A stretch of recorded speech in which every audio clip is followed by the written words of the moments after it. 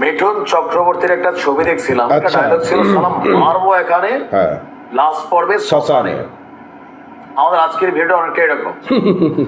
আচ্ছা, ছাত্র রাজনীতির মাঠ অনেকটা জমে উঠেছে। জমে উঠবেই তো। দেশব্যাপী নিজের দলের কর্মীদের জন্য নেতাদের ভাতৃত্ব, তারপর বাংলাদেশের কোন অঞ্চলে হুম শিবিরের কোন একটা ছেলের গায়ে হাত উঠলে সেটা বাংলাদেশের শিবির একটা যোগ হয়ে যাচ্ছে। হুম ছাত্র দলের কোন একটা নেতার গায়ে হাত তুললে পুরো বাংলাদেশের ছাত্র দল একজোট হয়ে যাচ্ছে। একজোট হয়ে যাচ্ছে। আর এই খেলায় সর্বশেষ আচ্ছা ছাত্র দলের বিরুদ্ধে এক ভয়ঙ্কর অভিযোগ, আচ্ছা যে গতকালকে আমরা দেখছিলাম শিবির একজনকে মারছে, এবার হচ্ছে টঙ্গীতে শিবির নেতাকে কুপিয়েছে ছাত্র দলের নেতা কর্মীরা। আচ্ছা গাজীপুরের টঙ্গীতে ছাত্র শিবিরের এক নেতার উপর ছাত্রদল কর্মীদের নগ্ন হামলার অভিযোগ উঠেছে।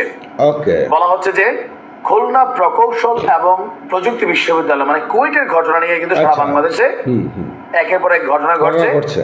এই ঘটনায় একটা ফেসবুক পোস্ট দিয়েছিল এই শিবিরের নেতা, আর এই ঘটনায় বিক্ষোভ করেছেন মাদ্রাসার শিক্ষার্থীরা। ঘটনাটি ঘটছে কোথায়? গতকালকে সন্ধ্যায় টঙ্গী পূর্ব থানাধীন বাসপট্টি এলাকাতে।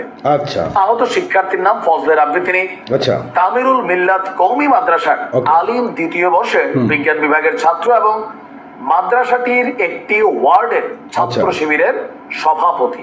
আচ্ছা আচ্ছা। বিক্ষুব্ধ শিক্ষার্থীরা বলছে যে কুয়েটে ছাত্র দলের হামলার নিন্দা এবং প্রতিবাদ জানিয়ে ফেসবুকে পোস্ট করেছিল এই ফজলে রাব্বি। আচ্ছা আচ্ছা। এর জের ধরে ছাত্রদল কর্মী পরিচয়ে ভুইয়া মামুন তাকে ডেকে নিয়ে যান। পরে আগে থেকে উৎপাতে থাকা কয়েকজন ছাত্র দলের নেতা কর্মী ফজলে রাব্বিকে লাঠি সোটা ধারালো অস্ত্র দিয়ে মারধর করে। গুরুতর আহত অবস্থায় স্থানীয়রা তাকে উদ্ধার করে টঙ্গী শহীদ আহসানুল্লাহ মাস্টার জেনারেল হাসপাতালে নিয়ে যান। আর এই ঘটনার পরপরই আপনার মাদ্রাসার শতাধিক শিক্ষার্থী প্রধান ফটকের সামনে তারা বিক্ষোভ করেছে। পরে তারা রাজপথে নেমে আসেন ঢাকা ময়মনসিংহ মহাসড়কে এবং দোষীদের দ্রুত গ্রেপ্তার ও শাস্তির দাবিতে স্লোগান দিয়েছেন। ঠিক আছে ঠিক আছে। অপরদিকে এই অভিযোগকে অস্বীকার করেছেন গাজীপুর মহানগর ছাত্রদলের সাধারণ সম্পাদক। আচ্ছা। ওনার নাম হচ্ছে মাহমুদুল হাসান। তিনি বলছেন যে মিরন মানে মাহমুদুল হাসান মিরন, যে ভুইয়া মামুন নামে ছাত্র দলে কেউ আছে আমি আসলে জানি না। আমার দৃঢ় বিশ্বাস ছাত্র দলের কোন নেতাকর্মী এই ঘটনার সঙ্গে জড়িত নয়, তবুও বিষয়টি আমরা গভীরভাবে খতিয়ে দেখছি। যদি থাকে তাহলে আমরা সাংগঠনিক ব্যবস্থা নেব। আর ওসি সাহেব বলছেন পরিস্থিতি নিয়ন্ত্রণে আছে, কাউকে আটক করা হয়নি, আইনগত ব্যবস্থা নেওয়া হবে যদি মানে আপনার সঠিক অভিযোগ যাবে না পুলিশ। এখন এই যে ঘটনাগুলো আমরা ভেতরে আপনাদেরকে ছবিটা দেখাইতে পারি নাই, বাট থাম্বনেলে দেখিয়েছি। আচ্ছা। ফজলে রাব্বির আপনার পুরো শরীর বিভিন্ন স্থানে তার আঘাত করেছে।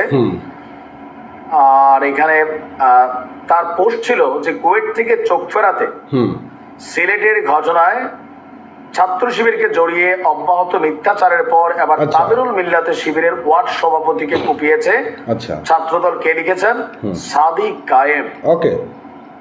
তো নানান আলোচনা আমরা দেখছি, আসলে এগুলো শেষ হবে কোথায়?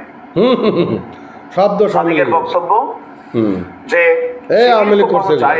আপনার আমলের জন্য দিনব্যাপী গ্রাউন্ড তৈরি, আমরা তীব্র নিন্দা জানাই। আর কুয়েটের ঘটনায় শিবিরকে দায় দিতে না পারার বদনামিতেই কি মিথ্যাচার? আসলে কি বলবো বলেন?